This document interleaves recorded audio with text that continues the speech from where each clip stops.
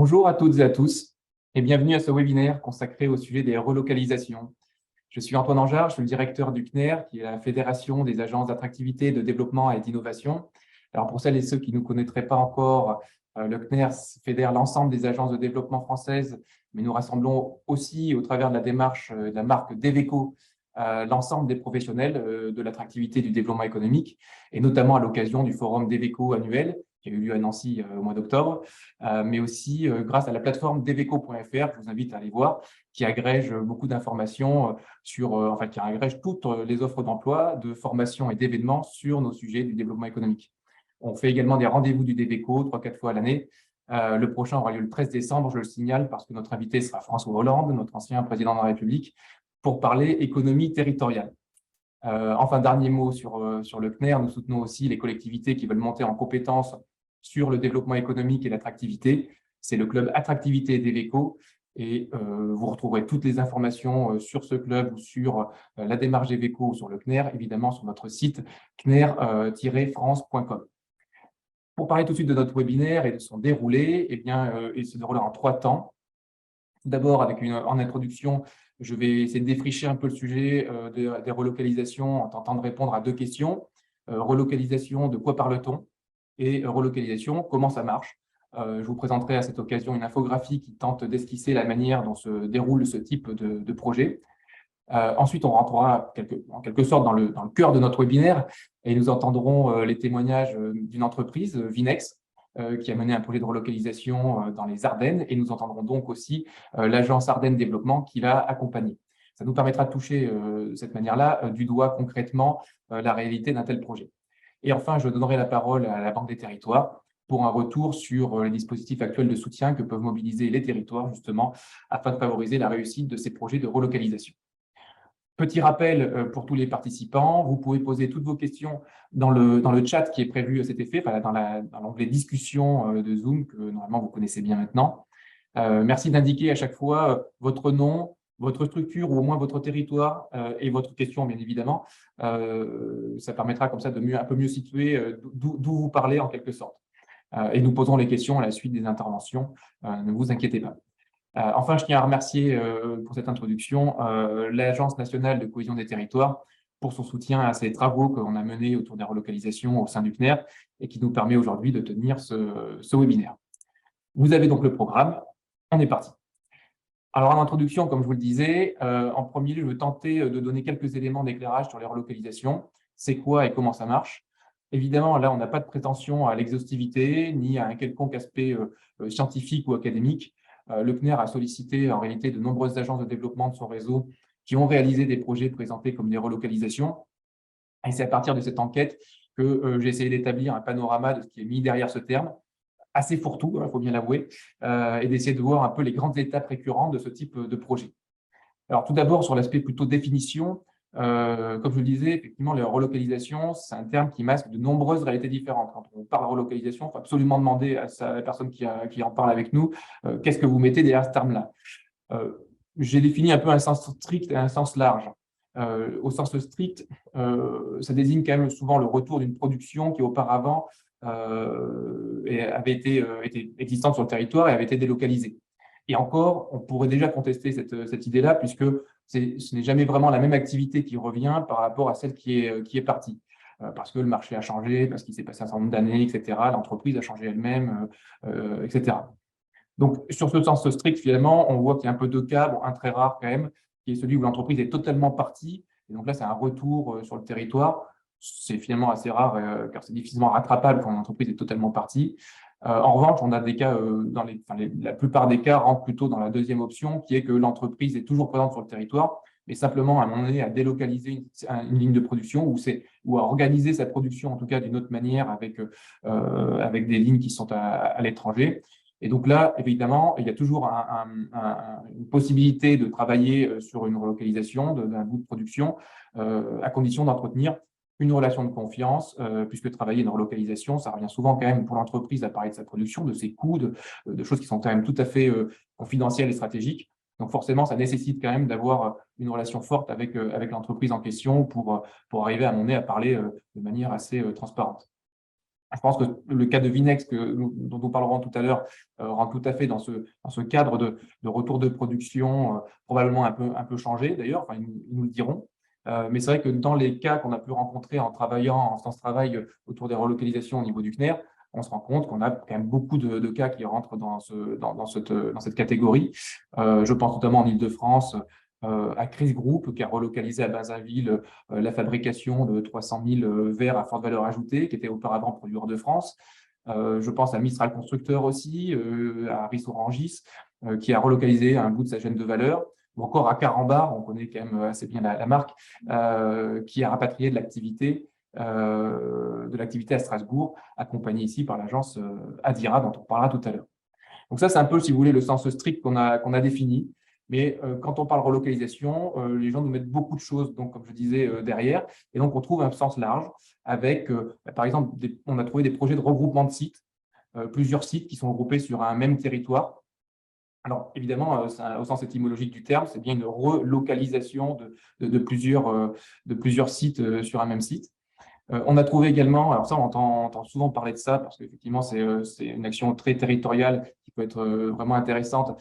C'est relocalisation au sens de relocalisation des achats, le resourcing en quelque sorte, c'est-à-dire sur la base des besoins en fournisseurs des entreprises du territoire, il s'agit soit de leur trouver des fournisseurs équivalents et présents sur le territoire, ou dans les grandes régions de manière un peu limitrophe, parce que c'est vrai que les régions sont quand même assez grandes, donc elle n'est parfois pas si évidente. Enfin, on peut très bien ne pas voir un fournisseur qui est intéressant et qui pourrait être utilisé par une entreprise, alors même qu'il est dans la région, mais peut-être à un confin de la région et on ne l'a pas trop repéré.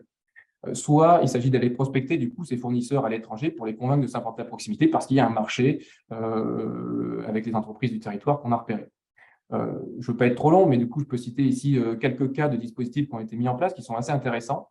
Le premier, c'est celui qui a été déployé en Pays de la Loire par l'agence de développement régional Solutions Éco.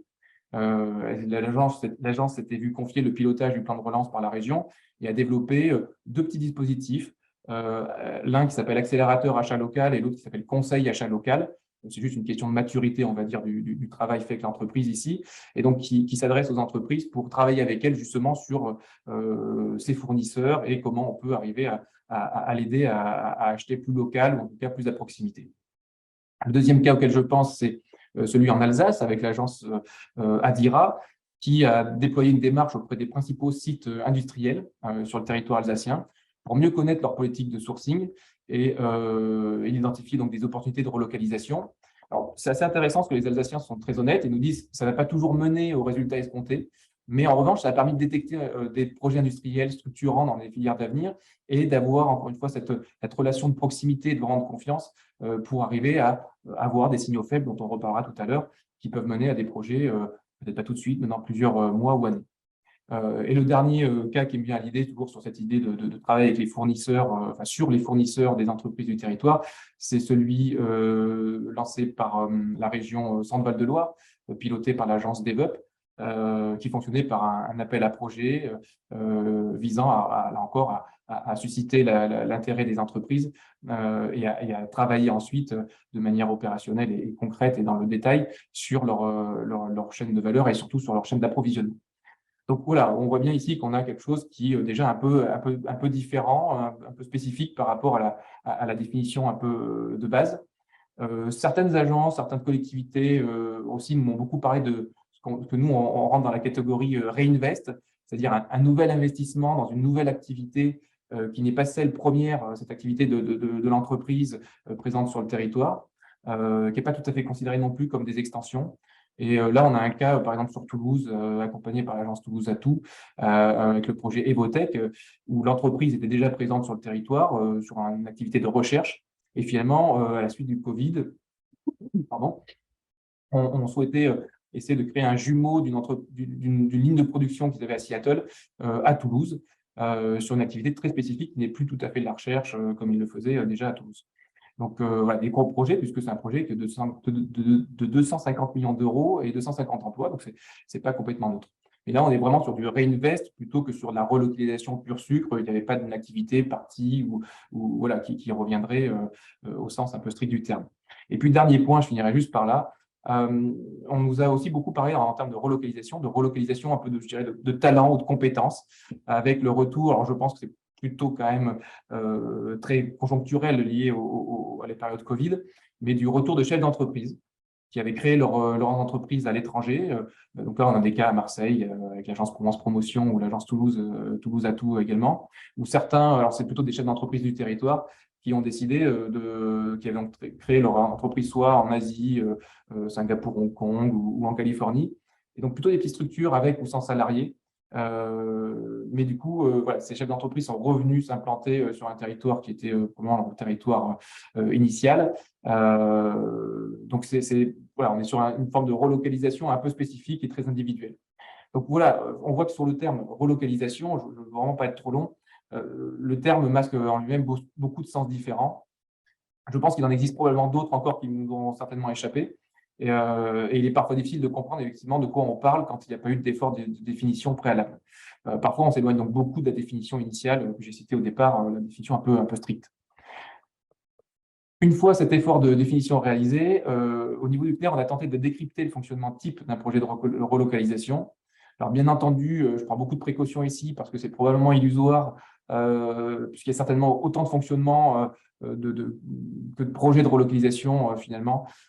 Mais en interrogeant les nombreuses agences de développement qui ont mené ce genre de projet, on voit quand même qu'il y a un certain nombre de grandes étapes clés qui ressortent, pas toujours dans le même sens d'ailleurs, mais qui sont bien qu'on retrouve en tout cas d'un projet à l'autre.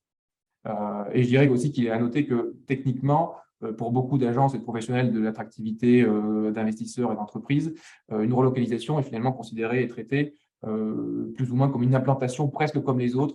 Elle a des fois une charge symbolique un peu plus importante, mais finalement, c'est de l'implantation d'activités, même si c'est une réimplantation. Donc, les étapes de ce type de projet ne diffèrent pas forcément beaucoup des étapes des projets d'implantation plus classiques. Alors, on a repéré, vous le voyez avec l'infographie qui s'est affichée, 5 grandes étapes. La première, c'est le recueil des signaux faibles, évidemment. Il faut avoir quand même une information à un moment donné pour arriver à commencer à tirer le fil, j'ai envie de dire, pour arriver jusqu'à la plotte. Et on voit que là, l'information peut arriver vraiment de multiples sources. La première, la plus évidente, c'est celle de l'entreprise elle-même, bien souvent, qui a déjà mûri le projet. Pardon. La deuxième source, c'est les visites d'entreprise qui sont programmées. Et c'était, je crois, le cas de Vinex, nos intervenants nous le confirmeront tout à l'heure, puisqu'une des missions des agences est d'effectuer le suivi, notamment des PME ETI de leur territoire. Donc, il y a des visites d'entreprise qui sont programmées. Et donc, même si on n'est pas venu forcément parler de ce sujet-là, ça peut peut-être arriver à ce moment-là d'avoir une indiscrétion ou simplement une question qui peut mettre un peu la puce à l'oreille en disant tiens, il y a peut-être un projet derrière.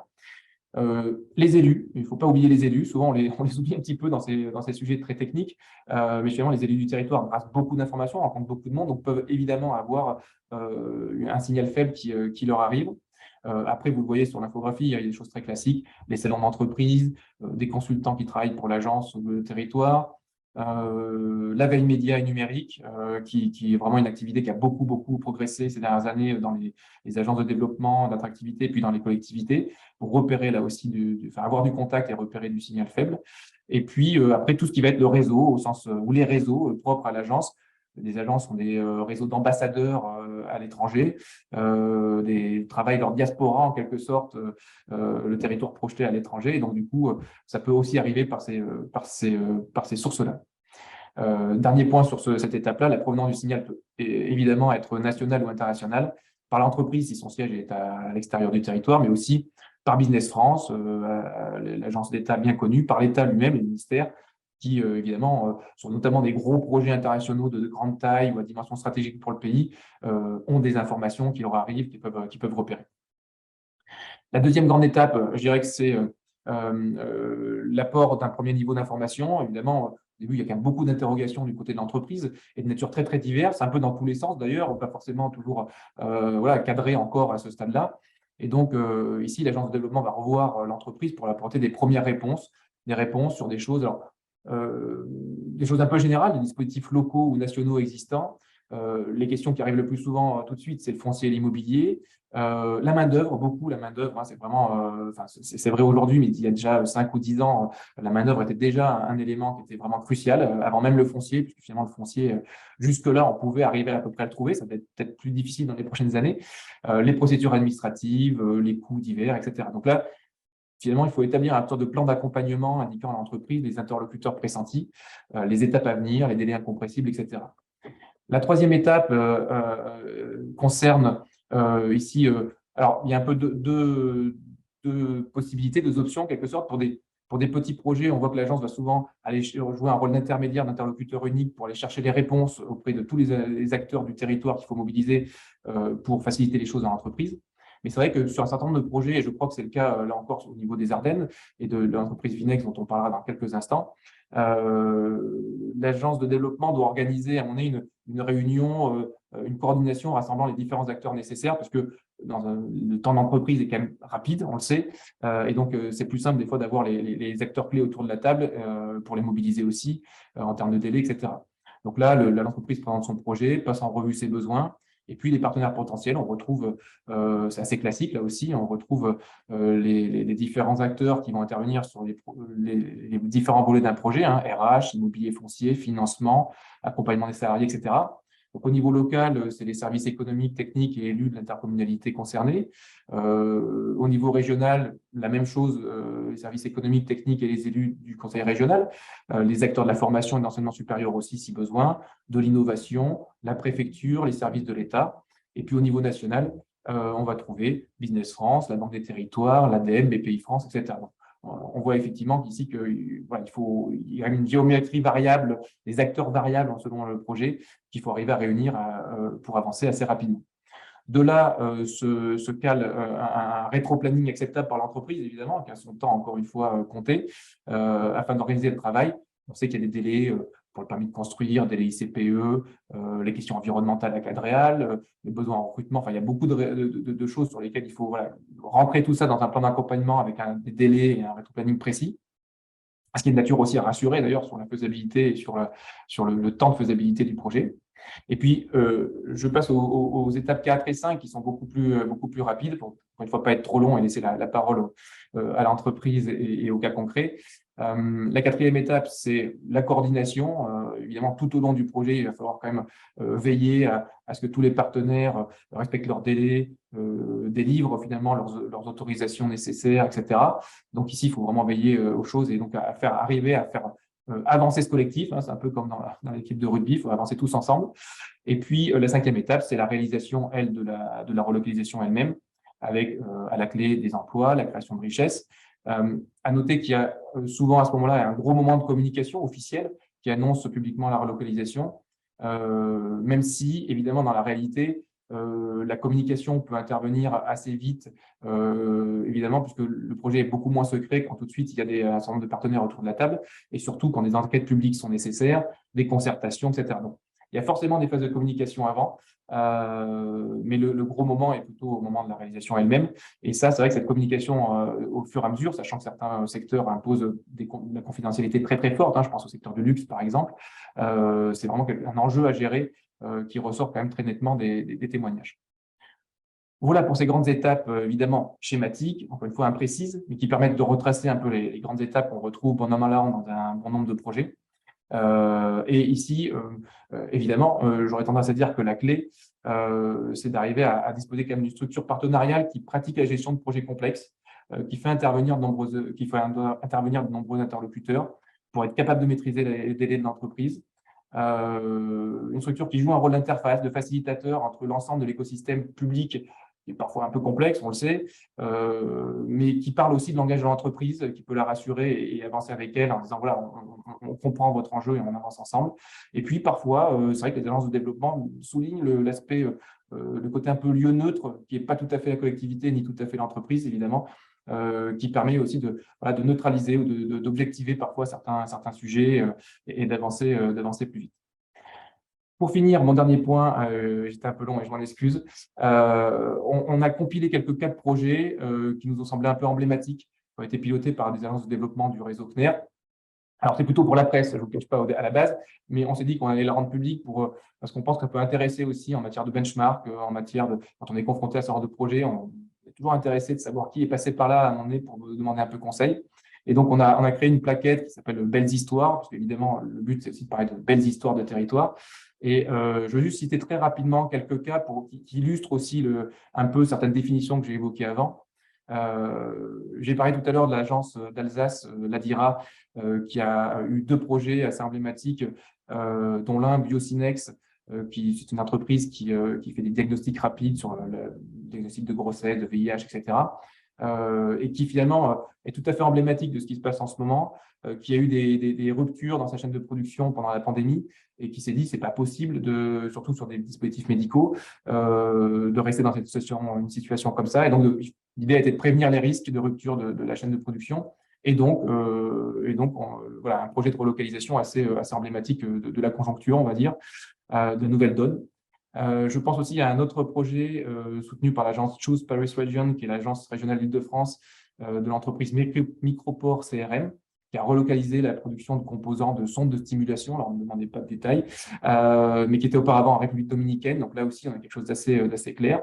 Je pense aussi à Provence Promotion, l'agence d'Aix-Marseille, qui a travaillé avec l'entreprise Edge Technologies, qui fait des capteurs intelligents et qui a quitté Singapour pour Aix-Marseille. Donc là, on a vraiment un grand saut géographique, on va dire, pour se réimplanter sur un territoire français. Et puis le dernier cas, c'est celui d'Apollon Blotech, accompagné par Invest in Lyon, la DERLI, qui est ici une relocalisation là aussi emblématique de kits de diagnostic PCR Covid, qui était jusqu'alors fabriqués en Chine, donc ce qui prouve quand même qu'on peut aussi en fabriquer en France. Voilà, pour les 5 cas, et donc le 6e, évidemment, que j'évoquais, c'est celui de l'entreprise Vinex, qui est bien connu des bricoleurs pour les vis Rocket, mais vous allez en entendre parler, et qui a été accompagné par l'agence Ardennes Développement, que nous allons entendre tout de suite.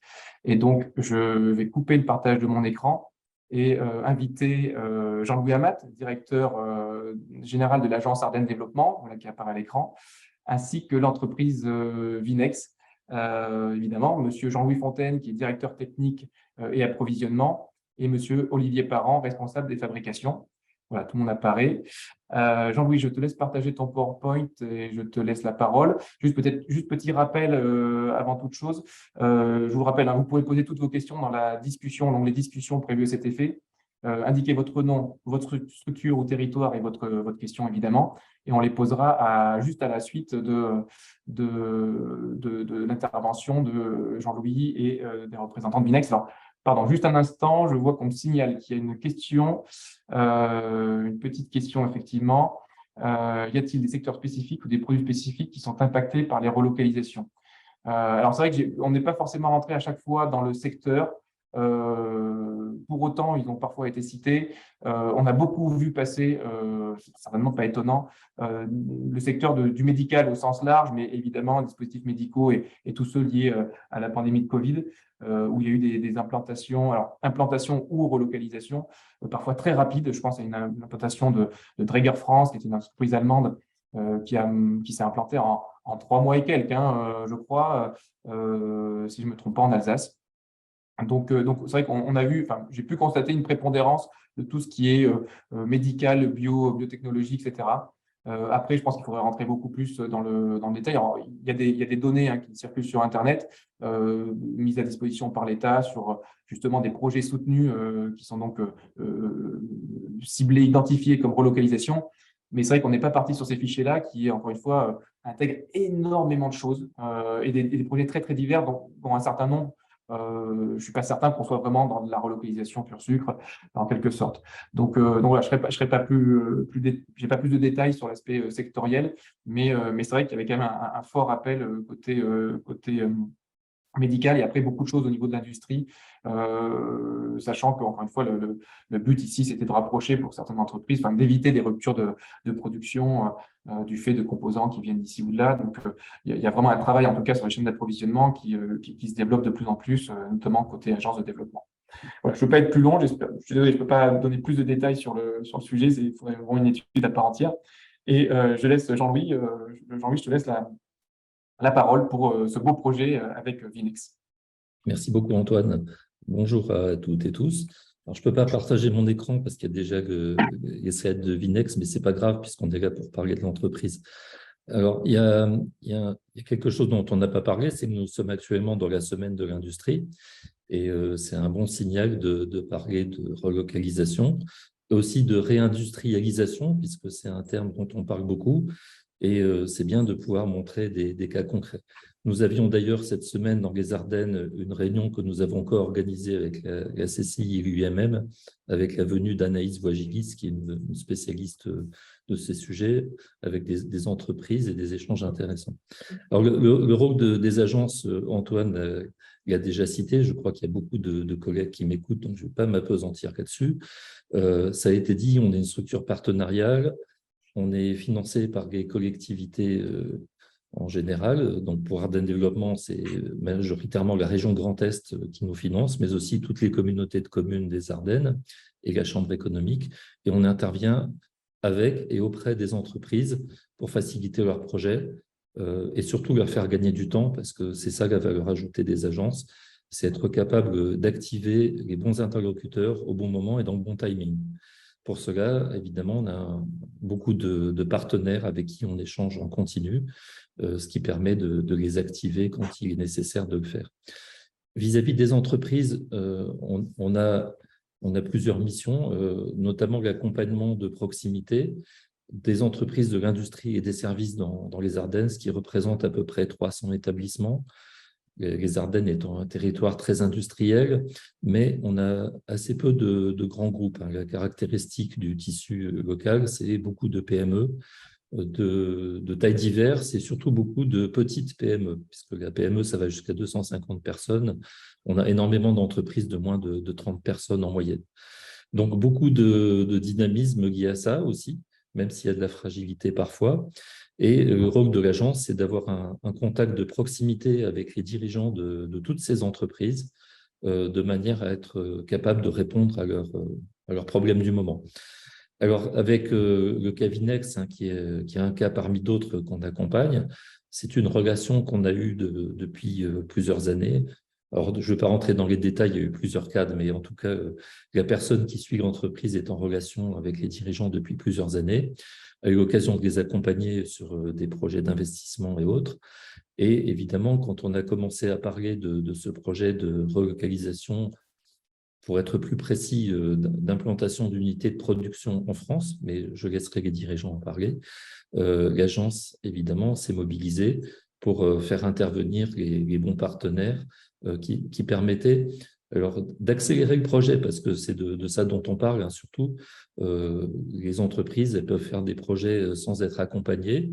Elles savent très bien faire ça, et le rôle et la valeur ajoutée des agences et des acteurs que nous portons derrière nous, c'est d'accélérer les projets et de les faciliter. Voilà, donc c'est comme ça que ça s'est passé. On nous a fait part de ce projet. Ça s'est trouvé en plus que c'était pendant le cadre du plan de relance, où il y avait beaucoup de dispositifs d'appui un peu exceptionnels dont on a pu faire bénéficier l'entreprise. Et ça s'est fait, en l'occurrence, en coordination avec la région et l'État. Je ne vais pas être plus long, je répondrai aux questions s'il y en a, et je vais laisser la parole aux représentants de l'entreprise.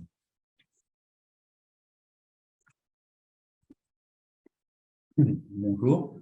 Donc, nous allons commencer par présenter un peu l'entreprise et le cas de requête, et ensuite on viendra vraiment sur la partie relocalisation, qui dans notre cas est même carrément un démarrage de fabrication, puisqu'on n'avait jamais fabriqué de vis précédemment dans la société. Donc ça va même un peu plus loin que la relocalisation, même si ça rentre bien dans le cadre d'un rapatriement d'activité d'un fournisseur, là c'est partiel, en interne.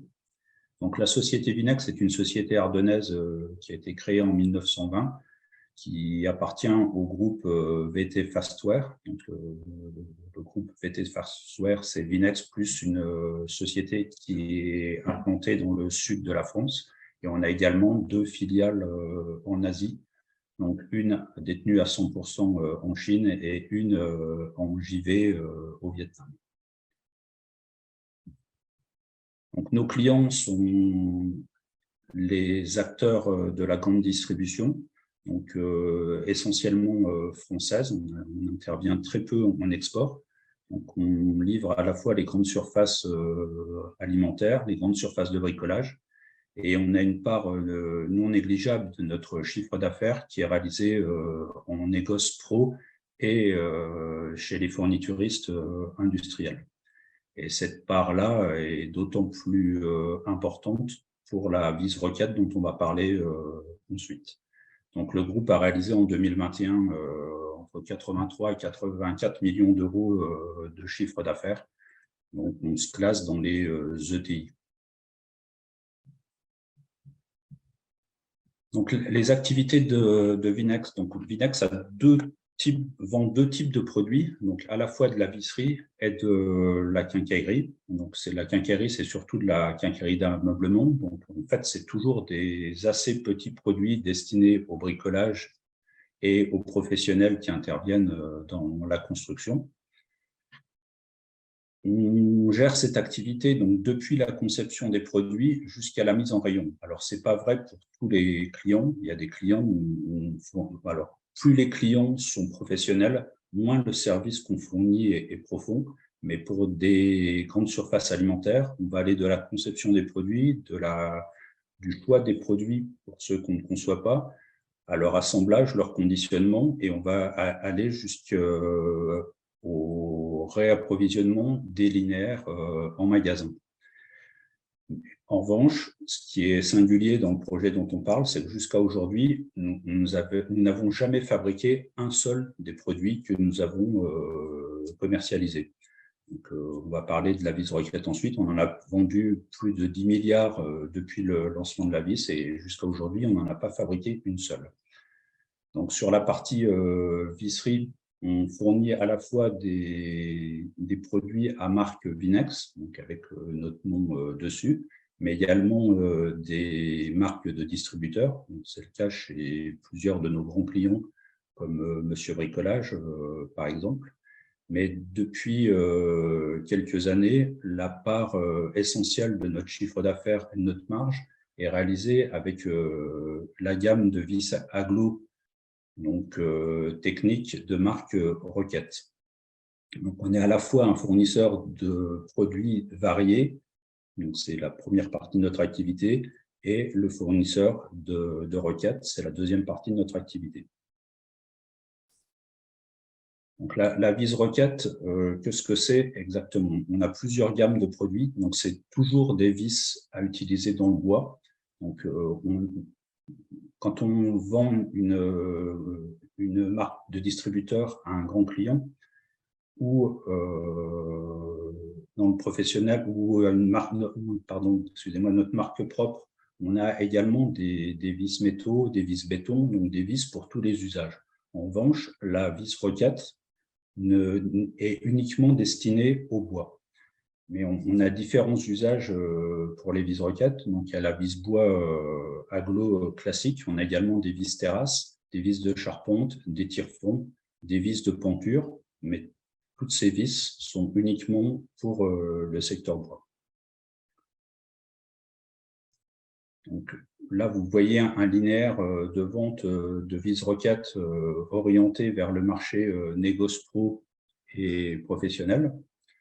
Donc, c'est des conditionnements en bois de carton.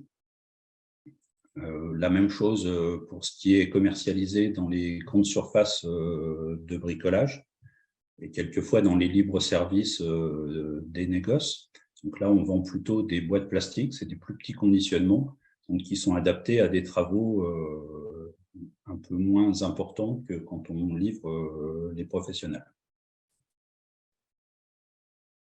Donc là, on va rentrer dans le vif du sujet de la relocalisation Roquette. Donc, comme je vous le disais précédemment, la vis existe depuis assez longtemps. Elle a été créée en 1995.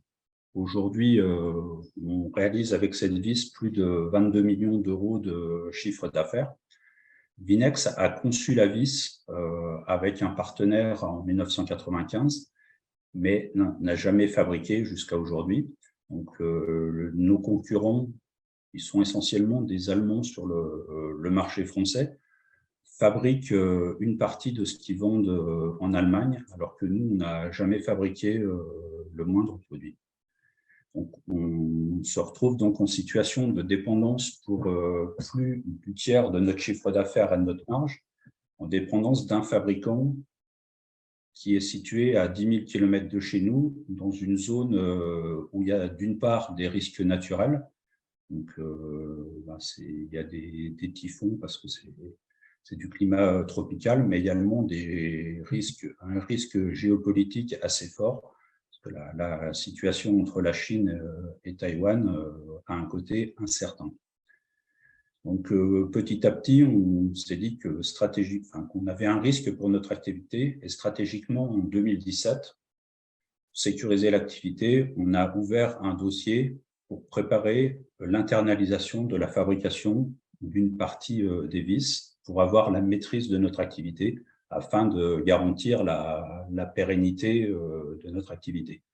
Donc, depuis 2017, on a recherché des partenaires locaux pour nous accompagner éventuellement.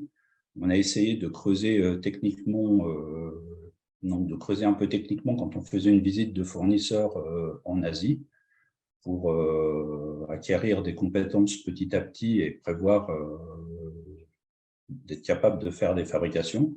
On a commencé à chercher des fournisseurs de machines, des fournisseurs de matières, d'outillage, et à décomposer un peu plus les prix de revient de nos fournisseurs en leur demandant plus de détails pour se formater petit à petit.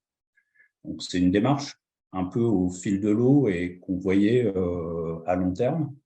Mais en 2020,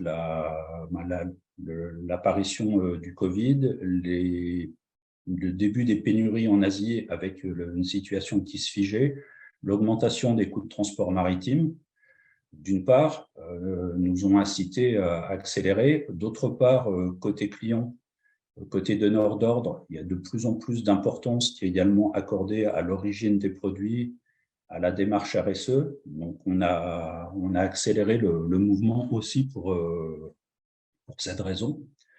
Et on avait un dossier qui était à peu près finalisé pour le début de l'année 2021.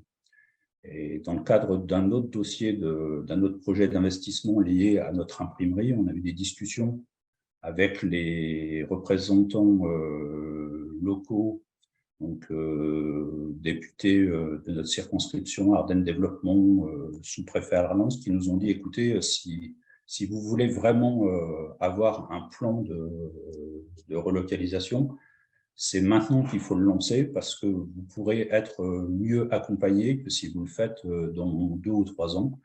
Et donc, en avril 2021, on a lancé vraiment le projet, donc avec tous les représentants locaux. Et donc, on a décidé de fabriquer dans les Ardennes un quart du tonnage des vis qu'on importe aujourd'hui de Taïwan. On verra un petit peu les volumes un peu plus loin. Et donc, à l'été 2021, la décision a été prise et on a fait vraiment les appels d'offres pour choisir les machines, choisir le matériel, les fournisseurs de fils, tout ce qu'il fallait pour démarrer. Donc, comme une partie, on ne prévoit pas relocaliser la totalité de la fabrication. On va traiter un quart du tonnage. Donc, comme une partie va continuer d'être fabriquée à Taïwan, on s'est calé sur un parc de machines qui est assez proche de celui de notre fournisseur taïwanais actuel. Et on a dû choisir aussi une matière qui est très proche pour qu'on ait une gamme qui soit homogène pour la totalité des vis vendues dans le linéaire. Et par quoi est-ce qu'on va commencer donc, dans cette relocalisation ? Les études de coûts qu'on a faites nous ont montré qu'on avait plus de chances d'avoir des coûts proches des coûts asiatiques sur les vis de plus grande longueur, parce que la part matière est plus importante et l'écart entre les coûts de matière entre l'Europe et l'Asie et les coûts de main-d'œuvre, et donc l'écart sur les coûts de matière est plus faible. donc, ce qui permet d'écraser un peu la différence de prix de revient d'une part. Et comme les vis de plus grande longueur sont plus destinées à des utilisations de niche, les fournisseurs doivent avoir des marges qui sont un petit peu meilleures également. Donc, pour le démarrage, c'est pour les vis de plus grande longueur où on démarrait dans les meilleures conditions. Donc, ce qu'on peut dire, c'est que l'aide de la région Grand Est et de l'État a vraiment été un accélérateur pour nous et aussi une assurance, une garantie pour nous lancer. Parce qu'en fait, quand on n'a jamais fabriqué de vis précédemment, il y a un risque assez important au démarrage, il y a des incertitudes. Et le fait d'être aidé en partie nous permet de mieux absorber la phase de montée en puissance ou de pallier des aléas qu'on pourrait rencontrer dans les premiers mois de production. Donc voilà pour la genèse du projet. Donc, ce qu'on a décidé de faire, c'est les vis de grande longueur. Donc là, vous voyez des photos des vis de charpente pour les deux du bas. Les deux du dessus sont des vis agglo qui existent à la fois en finition jaune et en finition zinguée. Et donc, notre objectif à court terme, c'est-à-dire à horizon fin d'année 2023, c'est d'être calé sur une fabrication de 25% du tonnage vendu, et donc soit 626 tonnes en année pleine, sur un total donc, de 2500 tonnes qu'on vend aujourd'hui. Donc, la plus petite vis qu'on va fabriquer va faire 100 mm, la plus grande 400 mm. Et donc, je vais passer maintenant la parole à Olivier Parent, qui va vous expliquer comment on fabrique une vis, quelle machine on a choisi pour les fabriquer et comment ça va se dérouler pour le démarrage de la fabrication.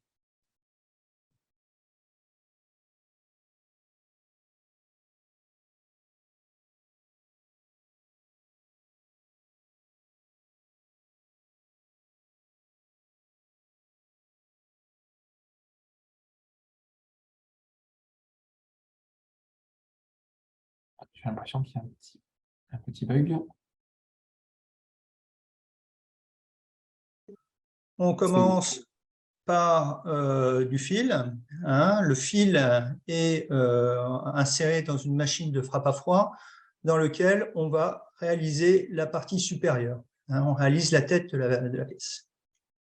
Ensuite, un deuxième process, le roulage à plat, nous permet de réaliser le filetage, donc toute la partie inférieure, le filetage et les stries qui sont en fond de filet. À chaque fois, le transfert d'une machine à l'autre se fait par un bol vibrant. Une troisième étape consiste à réaliser l'entaille anti-fendage, l'entaille coupante qui est située en bas de la vis et qui est réalisée avec une fraise scie, comme vous pouvez voir sur le côté de l'écran.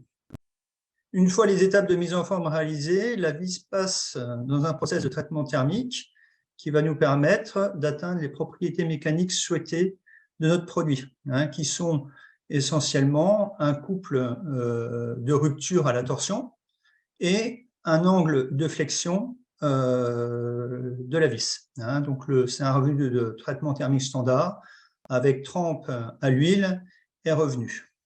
Ensuite, dernière étape, la vis passe par un traitement de surface d'électrozingage qui nous donnera, suivant les composants, le zinguet jaune ou le zinguet blanc. Et ensuite, tout ce qui est contrôle qualité. Et vous voyez, pour finir la vidéo, le conditionnement du produit. Voilà, donc ça, c'est notre procédé actuel asiatique. Le flux de production qui est prévu lors de la production en France. Donc, nous avons prévu d'acheter toute la partie fil à des fournisseurs européens, tout du moins dans un premier temps, et nous allons intégrer sur notre site ardennais les différentes étapes qui sont représentées en jaune. Donc, toute la partie frappe à froid, roulage des filets, usinage de l'entaille, comme on a pu le voir dans la vidéo précédente. Ensuite, le traitement thermique qui sera réalisé également sur notre site, mais suivant les longueurs et l'avancée du projet, le traitement thermique sera aussi sous-traité à des intervenants français. Ensuite, étape de traitement de surface avec l'électrozingage, qui là sera effectué uniquement en sous-traitance. Le produit reviendra après sur notre site ardennais pour être conditionné et partira sur notre site de Donchery, spécialisé dans la préparation de commandes.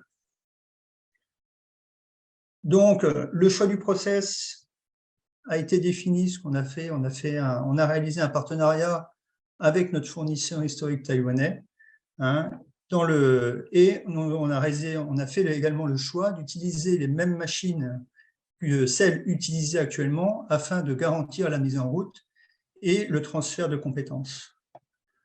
Deuxième étape, on a identifié les sous-traitants et fournisseurs européens pour avoir des solutions locales pour la matière, les outillages et les pièces de rechange, puisqu'un des objectifs du projet est de réduire notre dépendance à l'Asie pour nos produits. Nous avons adapté notre flux interne. Nos clients ont une approche du process par métier.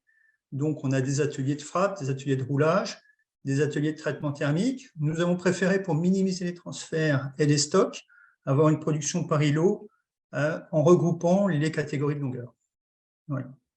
Pour le process, d'avoir un partenariat à Taïwan, ça nous a permis de réaliser une formation sur les installations actuelles en Asie afin de démarrer la production et de pouvoir former la douzaine d'opérateurs qui sera présente sur notre site en production.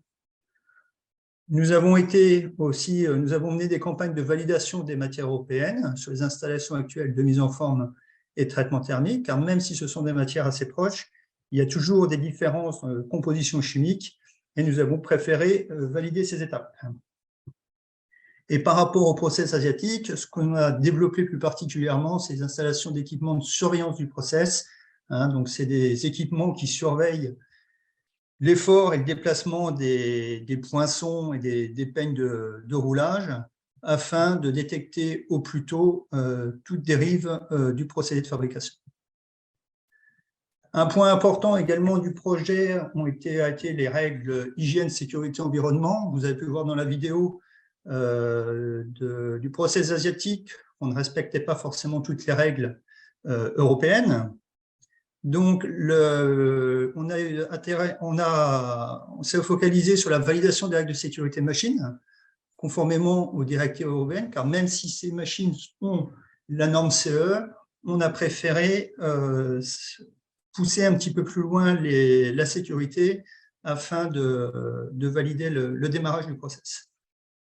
Prise en compte également des recommandations de la CARSAT pour les mesures de prévention, pour tout ce qui concerne le bruit et également les brouillards d'huile qui sont générés.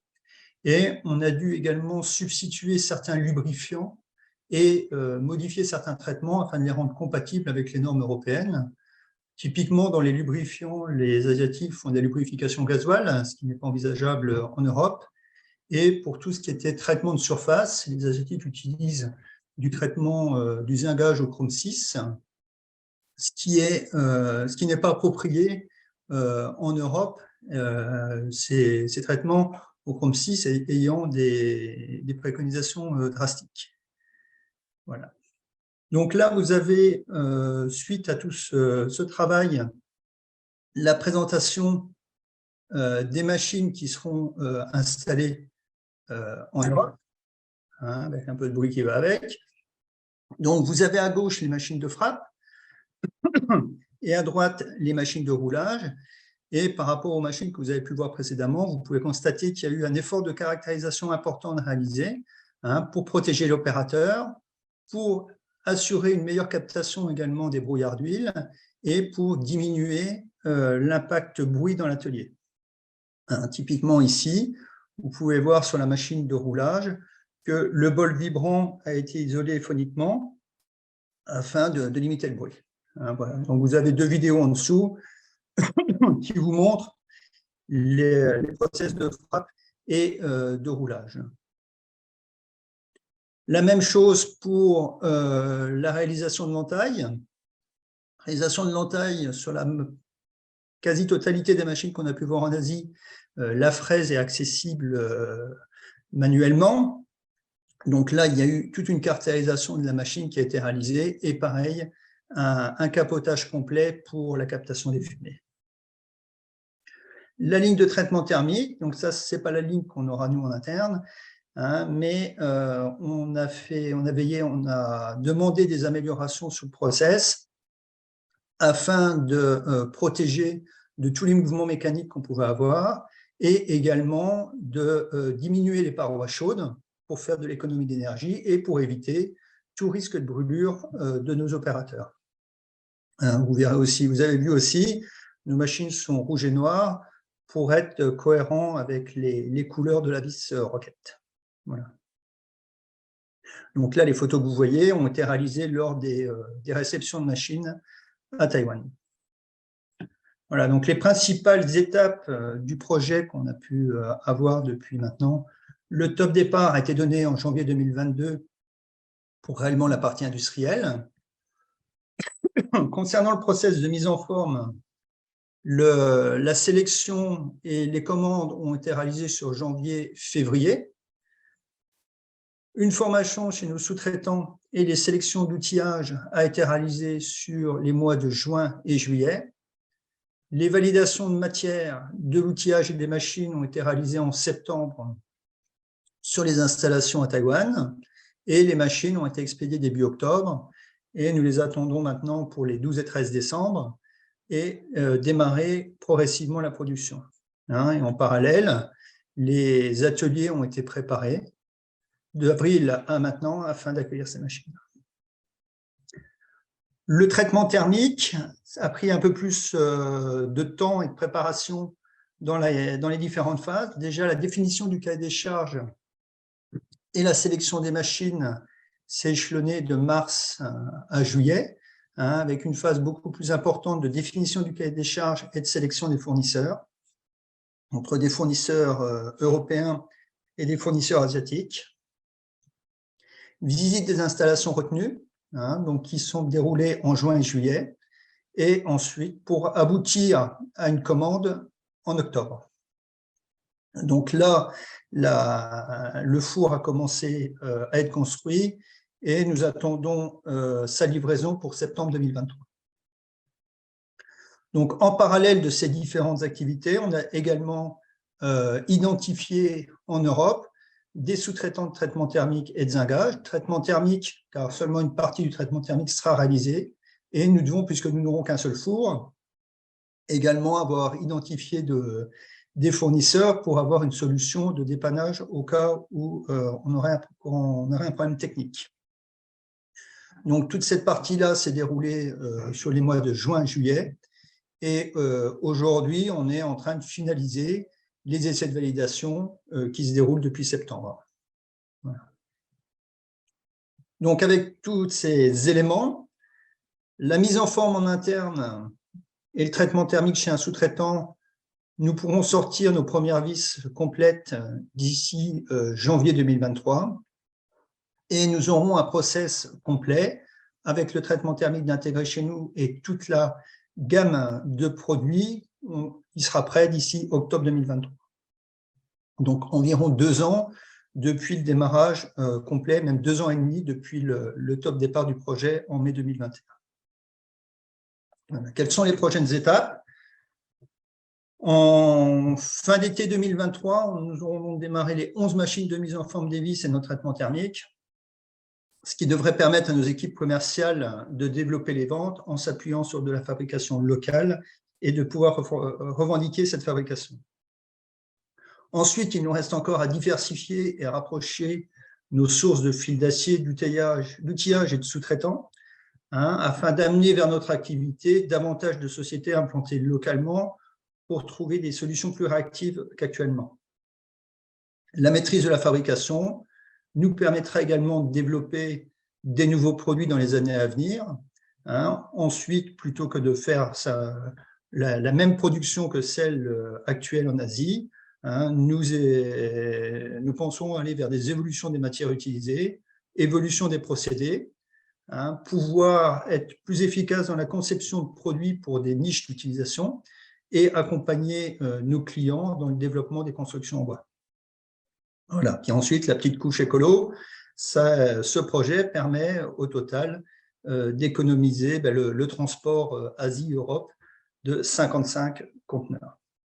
Voilà où nous en sommes actuellement. Merci beaucoup. Merci beaucoup de ce témoignage. Alors, il y a pas mal de questions. Donc, Jean-Louis, tu voulais rajouter un mot ou est-ce que c'est bon pour toi avant qu'on prenne les questions? Non, je pense que c'est bien de prendre des questions. C'était bien aussi de montrer ces fabrications pour montrer que même des vis qu'on a l'air de considérer comme des objets simples peuvent être compliqués à fabriquer. Il y a tout le filetage, il y a l'aspect de la pointe qui est travaillé, ça n'a pas été dit. Enfin, il y a beaucoup de techniques là-dedans et c'est un vrai process industriel. C'était bien d'avoir ces images en démonstration. Peut-être laissons la place aux questions.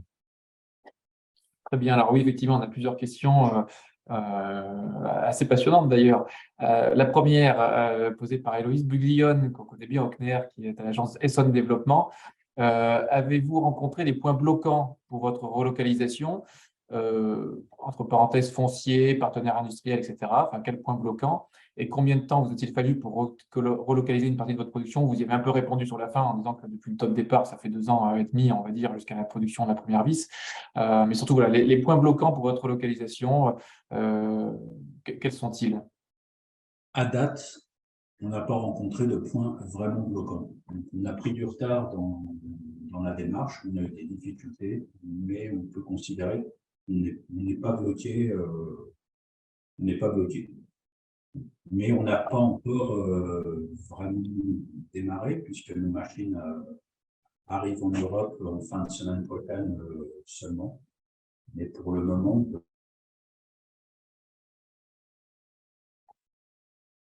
On ne vous entend plus là. Je sais pas, il y a un problème de micro, on ne vous entend plus.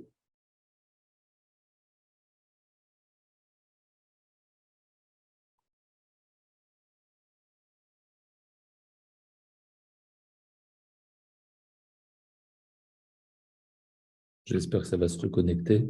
Il Oui, n'y a pas oui, eu de point bloquant, mais comme dans tous les projets, il y a des choses qui se passent et qui n'étaient pas prévues. L'agence est intervenue un moment pour une recherche de bâtiments pour abriter cette relocalisation.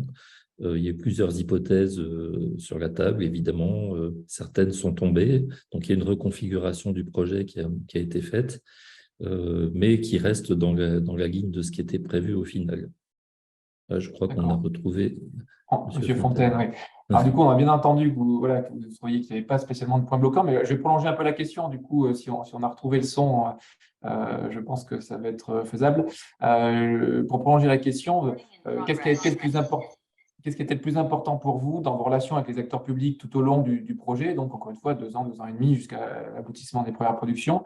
Qu'est-ce qui vous a paru le plus important dans votre relation avec ces acteurs publics qui devaient vous apporter dans des délais impartis des questions, des réponses plutôt du financement sur le foncier, peut-être la main-d'œuvre, etc.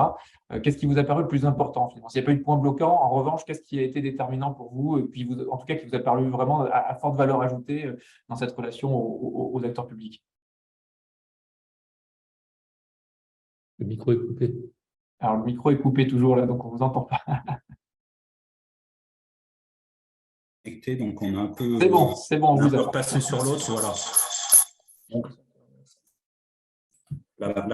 ce qui était important vraiment, c'est le côté, ce que je disais, le projet, on l'aurait sans doute fait tout seul, sans accompagnement. C'est ce que vous disiez aussi dans la présentation, c'est-à-dire qu'une fois qu'on était lancé, on l'aurait sans doute fait tout seul. En revanche, on ne l'aurait pas du tout fait avec le même calendrier. Peut-être qu'on déboucherait seulement en 2025-26, qu'on aurait pris notre temps. Donc, il y a eu l'accompagnement a permis vraiment d'accélérer d'une part. Donc, ça a permis de nous faire gagner du temps parce que c'est ce que vous disiez dans la présentation. Le fait que tout le monde se retrouve autour de la table, ça permet d'accélérer, de récupérer toutes les énergies pour aller plus vite. Donc, il y a le côté accompagnement, accélération, et puis l'aide financière qu'on a perçue. Quand on se pose des questions, qu'on n'est pas bien sûr des coûts qu'on va avoir à la sortie, en se disant on est aidé à hauteur de 25-30%, on sait qu'on peut se tromper de 25-30% dans nos calculs, et ça permet de plus facilement la décision de ce qu'on sait. Donc, il y a le côté accélération, puis le côté assurance pour dire on y va, c'est le moment d'y aller, et puis on n'est pas tout seul, on est soutenu. D'accord. Alors ça coupe un petit peu, je ne sais pas, peut-être qu'il faudra qu'on teste peut-être de couper sinon la caméra, c'est un peu moins sympathique dans ces cas-là, mais ça coupe un petit peu. Mais on a bien compris votre réponse hein, sur évidemment l'aspect délai, accélération du projet et puis l'aspect financier, un petit peu garantie du risque en quelque sorte. Une autre question, enfin il y a plusieurs questions en fait sur votre relation avec le sous-traitant taïwanais. Vous avez expliqué hein, que vous travaillez avec lui finalement pour faciliter ce transfert de compétences et de savoir-faire, etc. Et du coup, forcément, la question qui se pose, c'est est-ce qu'il n'y a pas eu des freins à son égard puisque finalement, à terme, ça veut dire que vous vous débrouillerez un peu sans lui, au moins en partie. Donc, comment vous avez convaincu votre partenaire de vous transférer le savoir-faire et est-ce qu'il n'a pas finalement un peu freiné, lui, de ce côté, en se disant qu'une partie du marché allait lui échapper? Alors bon, il s'avère que ce fabricant, on a une relation historique avec lui, on travaille depuis plus de 25 ans, environ 25 ans avec lui, donc il y a une vraie proximité et il va perdre une partie de son volume, donc c'est pas une situation facile. Mais d'un autre côté, ils vont en garder aussi une partie parce qu'à date, on n'envisage pas de traiter la totalité, de rapatrier la totalité du volume. Et lui a déjà d'autres clients, donc un client australien et un client américain qui ont eu un peu la même démarche que nous, c'est-à-dire qu'ils fabriquent une partie de ce qu'ils vendent chez eux et qui importent l'autre partie. Donc, c'était pas tout à fait nouveau pour eux. Il y a la proximité. Ils ont confiance en nous. Ça fait longtemps qu'on travaille ensemble et il n'y a jamais eu de mauvais coups portés dans un sens ou dans l'autre. Donc, on a un vrai climat de confiance et on peut vraiment s'appuyer sur eux, même si on leur retire une partie de leur activité. D'accord. D'ailleurs, je poursuis un peu la question là aussi. Quelqu'un nous la pose sur est-ce qu'à terme, vous envisagez ce qui là pourrait lui poser peut-être un peu plus de problèmes à votre sous-traitant. Est-ce que vous envisagez à terme de rapatrier dans votre usine ardennaise toute la production et de plus faire de sous-traitance? Alors, aujourd'hui, on n'envisage pas ça. On envisage donc de faire surtout les grandes vis. Sur les grandes vis, on sait qu'on va être à un prix de revient à peu près équivalent à 5. On fera le relevé dans 2 ans quand on aura vraiment démarré, mais on pense qu'on devrait être à plus ou moins 5% par rapport au prix taïwanais sur les vis de grande dimension, mais que ça serait beaucoup plus difficile de tenir les prix taïwanais sur les petites. C'est-à-dire qu'à date, on n'envisage pas d'aller jusqu'aux petites dimensions parce qu'on ne sait pas comment il faudrait faire aujourd'hui. Peut-être qu'une fois qu'on aura commencé à fabriquer, on se rendra compte qu'on peut aller nettement plus loin, mais pour le moment, ce n'est pas le cas. Et dans la discussion, pèse aussi un autre point, c'est qu'aujourd'hui, on a dit en début de présentation qu'on vendait les vis roquettes qu'en France, pardon. Et donc, on espère que l'histoire qu'on va avoir à raconter sur la fabrication française d'une partie de la gamme va permettre d'aller chercher de nouveaux clients, d'une part, et pendant cet été, on a été repris par un intervenant allemand qui vend énormément à l'export, alors que nous, on ne vend pas du tout en dehors de nos frontières. Donc, on devrait avoir une croissance de volume des ventes roquettes assez importante dans les prochaines années. D'une part, grâce à la relocalisation, et d'autre part, grâce au partenariat allemand, on devrait pouvoir vendre dans les pays où eux sont implantés. Donc, le fournisseur taïwanais actuel peut espérer voir croître ses volumes globaux de fabrication, même si nous, on en fait une partie. C'est-à-dire qu'on pourrait se retrouver dans une situation où tout le monde est gagnant. D'accord, donc c'est extrêmement intéressant ce genre de développement. Quels sont, alors on a deux autres questions assez liées. Quels sont les impacts, vous avez un tout petit peu esquissé la chose là à l'instant, quels sont les impacts financiers et économiques attendus de cette relocalisation à votre niveau? Alors évidemment dans les grandes masses, hein, mais en comparaison à la sous-traitance à l'étranger, voilà, en termes d'impact financier et économique, qu'est-ce qui change voilà, par rapport à la situation que vous connaissiez avec un sous-traitant? Vous avez un peu esquissé, hein, la chose par rapport au coût de revient, je crois, mais… Voilà, les simulations qu'on avait faites en 2021 nous avaient fait espérer être dans une fourchette 0 plus 10. On vient de refaire des simulations pour le budget 2023. On conserve à peu près ce positionnement. On pourrait même être à moins 5, plus 5 par rapport à ce qu'on avait à Taïwan.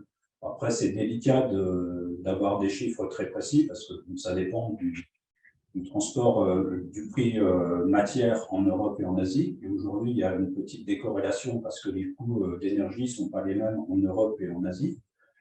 Il y a le transport maritime qui joue également. Donc, il y avait des tarifs hystériques sur le transport maritime l'année dernière. On est en train de revenir à quelque chose d'un peu plus normal. La parité euro-dollar joue également. Donc, ce qui fait que savoir très précisément comment on va être positionné, c'est pas évident. Après, ce qu'on sait, c'est qu'on est à peu près dans la plaque.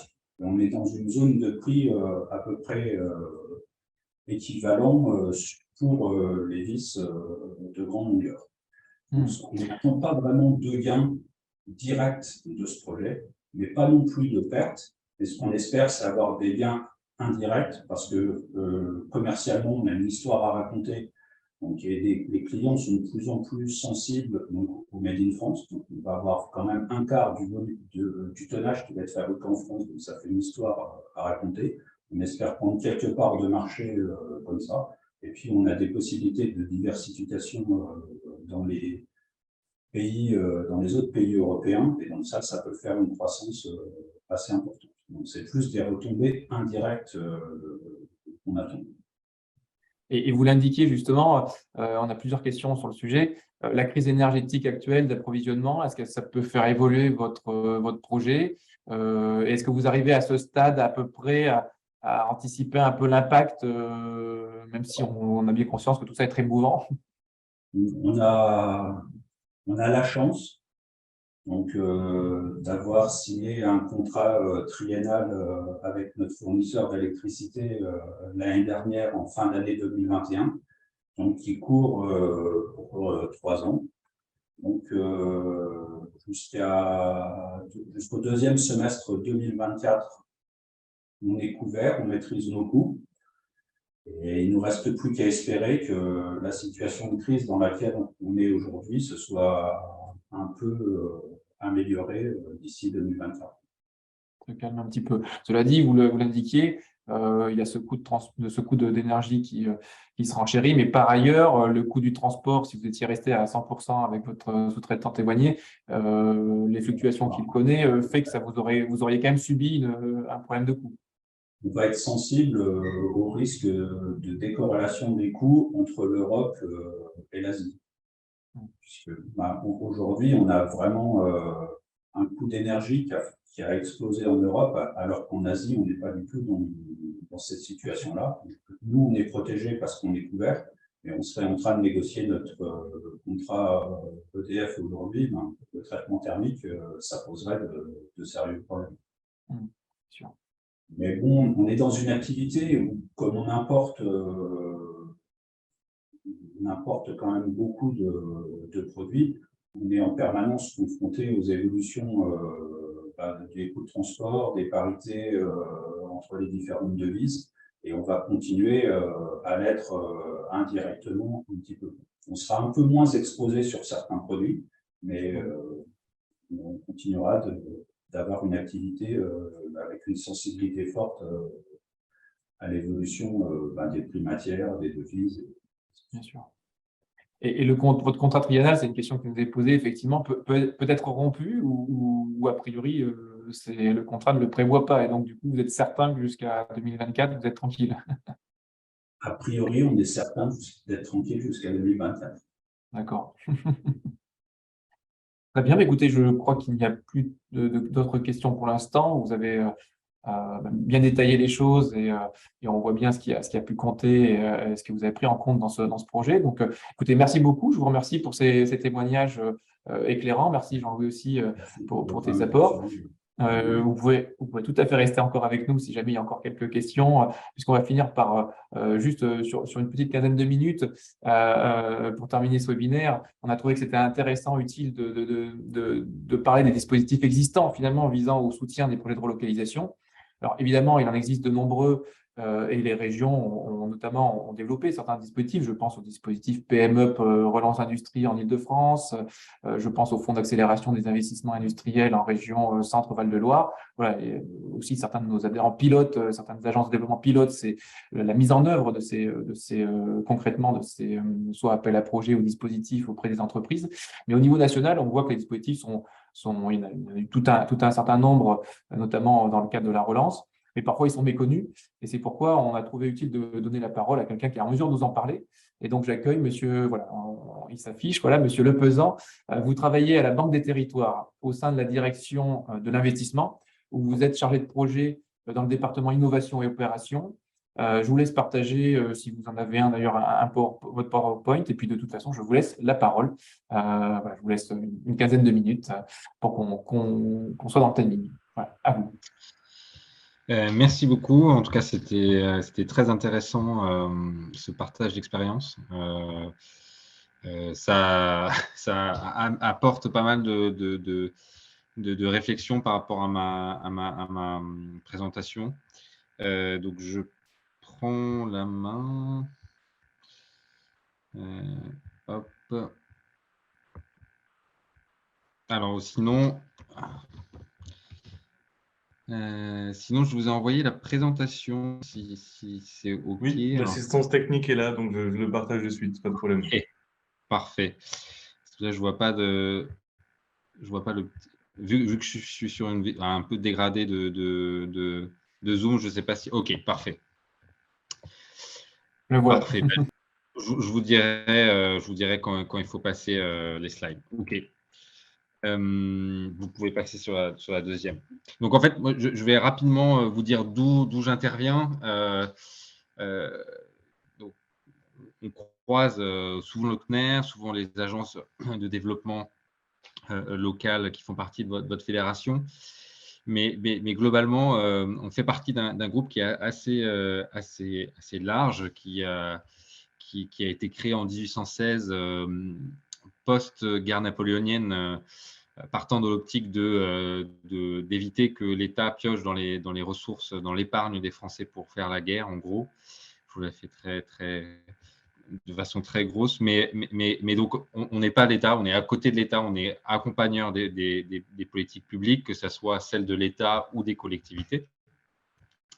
Et donc le groupe Caisse des Dépôts, il y a plusieurs métiers. Comme je vous l'avais dit, je suis à la Banque des Territoires, qui est le métier du groupe Caisse des Dépôts qui se concentre sur les territoires. En tout cas, l'action du financement du développement des territoires. Mais dans le groupe, il y a aussi BPI France qui, lui, se concentre sur le financement des entreprises en elles-mêmes, que vous connaissez bien sûr très bien et que vous pratiquez quotidiennement, j'en doute pas.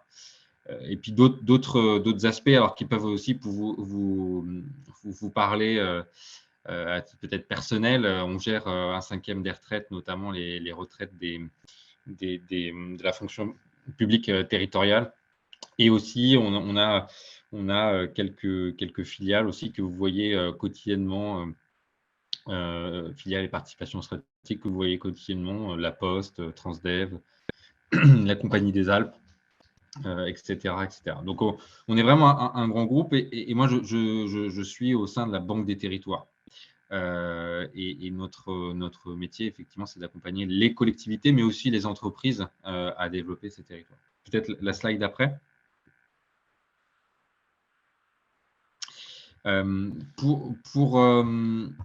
Peut-être, alors, vous avez parlé en introduction voilà, quels sont les objectifs. Bon, je vous ai remis un peu quelques éléments et puis après, je passerai rapidement dessus. Mais en tout cas, sur la politique macro nationale, on voit qu'il y a un fort besoin de réduction de déficit commercial. Et la réindustrialisation participe à cette réduction du déficit commercial. Et donc, on constate que, en tout cas par rapport à nos concurrents, proches concurrents, que c'est une faiblesse et que la baisse du PIB industriel français aussi a un effet fort sur la structure de l'économie. Et moins on aura d'industrie, plus ça sera difficile d'augmenter ce PIB industriel. Quelques références aussi sur un cabinet qui s'appelle Utopie, qui parle aussi d'effets multiplicateurs locaux aussi. Ça, c'est des choses que vous pratiquez quotidiennement, mais en tout cas, sur les décisions, en tout cas, le fait que certains territoires fonctionnent ou pas, il y a un effet local, un effet d'écosystème assez conséquent, qui est difficile de quantifier, mais qui est présent. Et donc, ça fait partie des convictions qu'on a d'accompagner les territoires à réindustrialiser. Et puis, bon, vous en avez parlé sur notre incapacité à produire, ce qui est en train de changer, hein, des principes actifs de médicaments assez basiques. Et on a tous vu à travers le Covid nos faiblesses. Peut-être slide après. Alors là, j'étais sur pourquoi on relocalise, pourquoi la Banque des, pourquoi on relocalise, pourquoi la Banque des territoires s'implique. Donc là, j'étais auto-centré. Alors, si on parle côté entreprise, je vous l'ai mis tout à l'heure une référence d'une enquête de BPI Lab, qui avait interviewé 1300 chefs d'entreprise. Et sur ce panel 1300, il y en avait 5% qui projetaient de se relocaliser. Donc, c'est intéressant d'avoir cet ordre de grandeur, parce qu'au final, sur les relocalisations, on voit que effectivement, on en parle beaucoup, mais le cabinet Trendéo avec qui on travaille, qui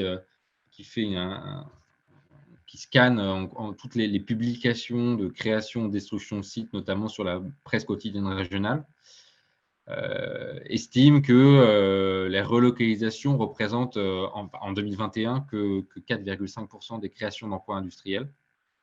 Donc, effectivement, c'est fondamental. En tout cas, il y a un caractère intéressant d'avoir ces relocalisations, parce que je pense que c'est des totems, hein, on l'a vu avec ce très beau projet Vinex. Mais sur la création d'emplois, on est plutôt sur soit de la création d'activités déjà existantes, soit de la relocalisation d'autres sites en France. Et c'est vrai que nous, en tant que financeurs, notamment de l'immobilier industriel, on voit plutôt soit des investisseurs étrangers, soit des extensions de sites déjà existantes en France, et pas forcément de la relocalisation d'activités, mais plutôt du développement endogène. Et puis peut-être aussi sur ce slide, alors vous le verrez dans l'étude BPI, puisqu'il y a la slide similaire sur qui sont les PME, TI industriels qui projettent de délocaliser. Ça répond peut-être à des questions tout à l'heure qui est dans le chat sur quels sont les secteurs qui sont le plus à même de relocaliser. Il faut savoir que dans l'autre slide qui fait le miroir de celle-là, on retrouve santé en premier sur la projection de délocalisation, mode et luxe et automobile. Donc c'est vraiment très contrasté par secteur. Pour travailler sur les gros projets de Gigafactory, on voit que, et bien connaître le secteur automobile, on voit des divergences très très fortes en secteur. Donc là-dessus, c'est vrai que c'est assez difficile de travailler par secteur. Peut-être slide suivante. Alors, là-dessus aussi, Vinex est encore un très bon exemple. Le plan de relance de l'État qui a été lancé suite au choc Covid a été vraiment un accélérateur de relocalisation. Alors, Antoine Anjar en a parlé effectivement sur la difficulté de bien identifier les opérations de relocalisation, mais en tout cas, sur la carte que vous avez à droite, Vinex doit être localisé sur cette carte. En tout cas, il y a eu énormément de fonds, de subventions déployés justement pour améliorer la résilience du pays suite au choc Covid. Et effectivement, comme l'a dit Vinex, il y avait un effet d'opportunité très fort de profiter de ces financements qui étaient ponctuels. Et il y a eu énormément de fonds apportés aux entreprises. Alors, ce qui est intéressant aussi, c'est qu'en tant que financeur, nous, Banque des Territoires, on prête aux collectivités et on fait de l'investissement aux côtés de privés ou de semi-publics. Nous, en tant qu'investisseurs, on était inquiets sur le fait que les subventions France Relance, donc avec des fonds qui étaient gérés par les régions, préfectures de régions auxquelles BPI, Banque des Territoires, ADEME participaient, ces fonds allaient potentiellement assécher nos projets, puisque nous, on n'est pas sur le mode subventionnel, mais on est sur le mode investissement en fonds propres. Donc, on avait cette inquiétude-là, et en fait, on s'est rendu compte que ces fonds avaient plutôt un effet démultiplicateur, et que des projets qui ne seraient pas sortis, ou alors, comme dans le cas de Vinex, qui a été présenté, qui aurait été fait peut-être avec moins d'ambition ou moins rapidement, sont sortis grâce à ça et ont permis, nous, de déployer et d'augmenter grandement nos investissements dans l'industrie. Peut-être aussi, là aussi, sur notre partenaire Trendéo, vous voyez aussi le ratio entre délocalisation, relocalisation et le changement de tendance, même si les incertitudes actuelles font que c'est difficile d'avoir des tendances fiables aujourd'hui sur ce qui va se passer plus tard. Peut-être slide après. Alors, on est passé donc d'une logique de reprise, de relance, à une logique plutôt d'innovation, donc notamment avec France 2030, les programmes de l'État. Donc, il y a vraiment une volonté d'accompagner les acteurs industriels sur la décarbonisation, sur l'innovation, sur les compétences de demain. Donc, il existe encore nombreux dispositifs existants avec énormément d'argent public et ce qui se complète, alors aussi Antoine Anjar en a parlé et puis Vinex aussi l'a mentionné, ce qui se complète aussi par des dispositifs régionaux que vous connaissez très bien. Nous, on accompagne par exemple la région Grand Est sur la capacité à relocaliser des approvisionnements ou par exemple avec la région Bretagne. En ce moment même, il y a un colloque à Rennes sur ce sujet-là. Et donc, on accompagne les régions principalement en ingénierie, en fait. On fait là, on fait de la subvention d'ingénierie qui, in fine, permet de déployer des projets industriels dans lesquels on peut investir. Peut-être une petite exemple sur un projet de relocalisation où en fait, la Banque des Territoires est intervenue. Ce qui est intéressant, là, je vous parle beaucoup de subventions, de dispositifs. Alors, le président de Dauphine, qui est le spécialiste académique de ces phénomènes de délocalisation, relocalisation, bien avant le Covid, il mentionnait une étude qui se basait sur 200 relocalisations de 2005 à 2013. Et le facteur décisif n'était qu'à 7% les subventions publiques. Le reste, c'était des décisions stratégiques de comités exécutifs, des opportunités de marché, des des choses très personnelles. Enfin, on peut en avoir parlé encore récemment avec le DG d'une agence de promotion régionale qui nous disait que il y avait une entreprise américaine qui voulait s'implanter, mais un membre du COMEX avait fermé une usine dans les années 80 en France et considérait que la France était encore un pays communiste. Et donc le fait est qu'il y avait le vice-président de cette région qui allait directement voir le COMEX et présenter cette région-là, et à lever ce frein. Donc voilà, il y a aussi des freins qu'on ne soupçonne pas. C'est pas forcément que des dispositifs subventions ou des problèmes macroéconomiques. Et c'est là où aussi votre action d'agence de développement économique est essentielle. Peut-être sur l'exemple, effectivement, sur le coq sportif, en fait, il y a vraiment une grosse volonté de se réimplanter sur leur site historique, de profiter des compétences déjà existantes sur le territoire. Et on a, avec les équipes territoriales de la Banque des Territoires et puis les équipes, les collectivités locales et puis l'industriel, voilà, trouver tous les chemins possibles de financement. Le coq sportif n'était pas forcément au courant des dispositifs France Relance. Et puis au final, on a trouvé un dispositif un peu hybride de prêt petite ville de demain qui a permis de débloquer le projet. Et donc, pour faire un point là sur le petit coq en haut, on croit beaucoup aussi au dispositif territoire industrie où le but est d'avoir les opérateurs, soit ADEME, BPI, Banque des Territoires, Services de l'État déconcentrés, Business France et Intercommunauté de France, d'avoir des remontées de projets des agences de développement comme vous, et de trouver entre opérateurs la solution la plus facile pour débloquer ces projets, que ce soit en ingénierie ou que ce soit en financement, en prêt, en investissement. Et donc, on croit beaucoup à cette communauté de territoire en industrie qui peut se décliner aussi, vous y avez participé, au niveau attractivité d'investisseurs étrangers ou même sur l'export aussi, où vous êtes aussi impliqué. Slide suivante.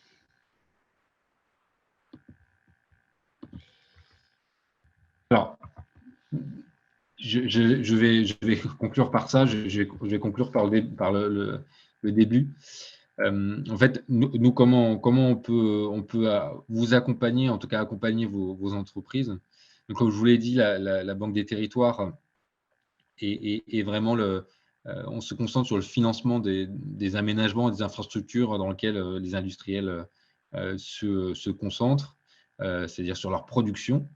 Et BPI est plutôt sur l'investissement auprès des entreprises. Donc, comment ça se passe? Nous, on est sur le contenant et eux, ils sont sur le contenu. Et donc, ce qu'on peut faire, c'est investir dans l'immobilier industriel.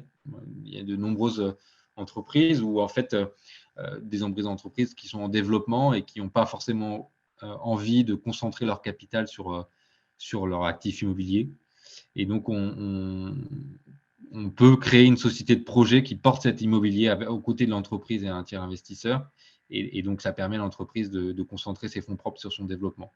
Donc, on a cette possibilité, mais aussi on a, au travers des outils des entreprises publiques locales, où on peut aussi permettre le développement et l'installation d'industriels dans le cadre d'une relocalisation ou autre. Et Antoine Anjar aussi a parlé des problématiques auxquelles font face les industriels, c'est-à-dire principalement le foncier, les problèmes de compétences et d'accès aux salariés compétents, le verdissement de l'industrie, notamment les problèmes de prix de l'énergie. Et donc là-dessus aussi, sur les compétences, on a énormément permis, en tout cas au travers du financement de nouveaux centres de formation. On voit que c'est essentiel, on voit que c'est un frein aussi à l'implantation de nouvelles activités. Et donc, pour nous, c'est essentiel de s'appuyer sur des partenariats, que ce soit sur les écoles de production, le CNAM ou l'AFPA, par exemple. Et enfin, on a une volonté de diffuser largement, en tout cas de permettre le verdissement de l'industrie en déploiement des ENR et des solutions d'efficacité énergétique industrielle. Et pour vous, en tout cas, agence de DevEco, ce qu'on fait aussi, c'est on est convaincu de la plus-value de l'élaboration de stratégies d'attractivité industrielle des collectivités. On voit qu'il y a des potentiels latents de collaboration entre industriels qui sont souvent sous-estimés. Et pour cela, en fait, on finance pas mal d'ingénierie, on cofinance généralement à 50%, justement d'élaboration de stratégies d'attractivité industrielle. Mais aussi sur des sujets où on essaye, à travers une ingénierie, de débloquer des problèmes de modèles économiques, de modèles juridiques, voire de problèmes techniques. Donc, on a cette capacité-là. On a 280 lignes d'ingénierie aux côtés des collectivités depuis 2019. Et donc, on a encore des moyens là-dessus et on compte sur vous justement pour diffuser cette bonne parole et profiter des moyens disponibles pour développer l'industrie dans le territoire et permettre de nouvelles relocalisations. Et puis, je vous ai mis en dernier slide, on est principalement les moyens d'intervention, enfin les moyens pour vous, c'est d'être en relation avec les directions régionales. Moi, je me volontiers, si vous voulez que je vous mette en relation avec celle-ci. On a beaucoup d'implantations territoriales. On en a une nouvelle qui arrive à La Rochelle et on a vraiment on a beaucoup d'équipes territoriales qui sont tous les jours sur le terrain auprès des collectivités et il ne faut pas hésiter à les solliciter pour vos projets de développement industriel, en tout cas sur vos territoires. Eh bien, merci. Le message est passé. Effectivement, c'est aussi simple de prendre contact avec les directions régionales bien connues. Je pense vraiment des agences, des collectivités qui sont à disposition. Mais Monsieur le Président, merci beaucoup pour ces précisions d'ailleurs. Parce que vous êtes revenu aussi sur tout le sujet et puis sur particulièrement ces dispositifs. Et il y a une question à laquelle on n'a pas répondu, mais voilà, je le cite juste pour dire que c'est un peu compliqué pour nous parce que c'est une question sur la relocalisation d'entreprises européennes en direction de l'Afrique. J'avoue qu'on n'était pas du tout sur ce sujet-là, nous, dans notre enquête au sein du réseau, donc je serais bien en peine de pouvoir répondre à cette question.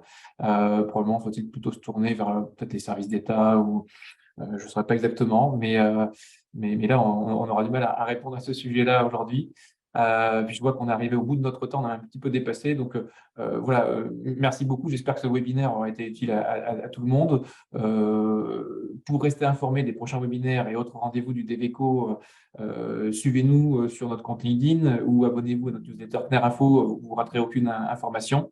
Et puis je veux remercier évidemment tous les intervenants, Vinex, Ardennes Développement, Banque des Territoires, pour leur témoignage. Merci aussi aux agences qui ont contribué à ces travaux. Et merci à toutes et à tous d'avoir participé à ce webinaire. C'était le dernier de l'année pour le CNER. Le tout dernier événement, je vous l'ai dit tout à l'heure en introduction, qu'on organisera cette fois-ci en présentiel d'ailleurs, c'est avec François Hollande qui sera l'invité du rendez-vous du DevEco le 13 décembre. Les inscriptions seront à partir de notre site internet. Il y a des places limitées, évidemment. Donc voilà, on parlera économie territoriale avec notre ancien président. Ça risque d'être quand même très intéressant. Donc, encore un grand merci à toutes et à tous. Et puis, je vous souhaite une bonne après-midi et je vous dis à très bientôt pour d'autres événements avec le CNER. Merci beaucoup. Au revoir.